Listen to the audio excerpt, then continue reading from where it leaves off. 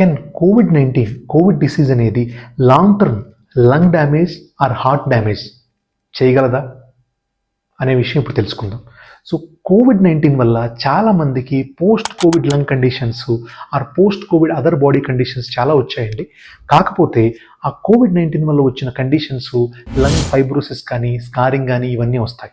కానీ అది డైరెక్ట్గా పోస్ట్ కోవిడ్ వల్లనే ఈ లంగ్ అనేది డ్యామేజ్ అయిందని చెప్పలేమండి. అండ్ హార్ట్ అటాక్స్తో ఈ మధ్య చాలామంది చనిపోతున్నారు. అది కూడా చాలామంది మనం ఆలోచిస్తున్నాం. కానీ డైరెక్ట్గా పోస్ట్ కోవిడ్ వల్లనే వీళ్ళకి హార్ట్ అటాక్ వచ్చిందని ఈ రోజు వరకు ఎవిడెన్స్ అయితే లేదండి. సో పోస్ట్ కోవిడ్ వల్ల డైరెక్ట్ లంగ్ ఫెయిల్యూర్ అవుతుందని కానీ డైరెక్ట్ లంగ్ హార్ట్ అటాక్స్ వస్తున్నాయని కానీ అనేది నిజం కాదండి. కానీ పోస్ట్ కోవిడ్ వల్ల లంగ్ అనేది స్లోగా over a period of time fibrosis develop అయ్యి డ్యామేజ్ అయ్యే అవకాశం ఉంటుంది. Do mask really damage your lungs? Mask అనేవి మనకి covering of the mouth and నోస్కి హెల్ప్ చేస్తాయి, కానీ దానికి డైరెక్ట్గా లంగ్స్ డ్యామేజ్ చేయలేవండి. చాలామంది ఇలా అనుకుంటూ ఉంటారు, ఎక్కువగా మాస్క్ వాడటం వల్ల లంగ్స్ డ్యామేజ్ అవుతూ ఉంటాయని. కాదండి, మాస్క్ అనేది డైరెక్ట్గా కానీ ఇండైరెక్ట్గా కానీ లంగ్స్ డ్యామేజ్ చేయటం కానీ లంగ్స్లో CO2 బిల్డ్ చేయటం కానీ అలాంటిది చేయలేదండి. Your SpO2 enough to monitor your lungs?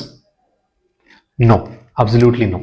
ఎందుకంటే SpO2 అంటే saturation of your oxygen in the blood మనం మెజర్ చేస్తాం SpO2లో. ఆ SpO2 నార్మల్ అంటే 95 to 97 ఉన్నంత మాత్రాన లంగ్స్ నార్మల్ అని కాదండి.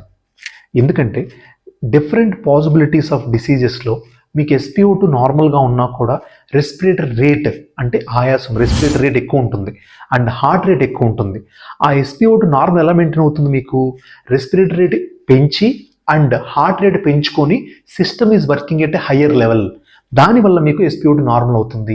సో ఓన్లీ SpO2 నార్మల్ ఉందంటే మీ లంగ్స్ నార్మల్ అని కాదు.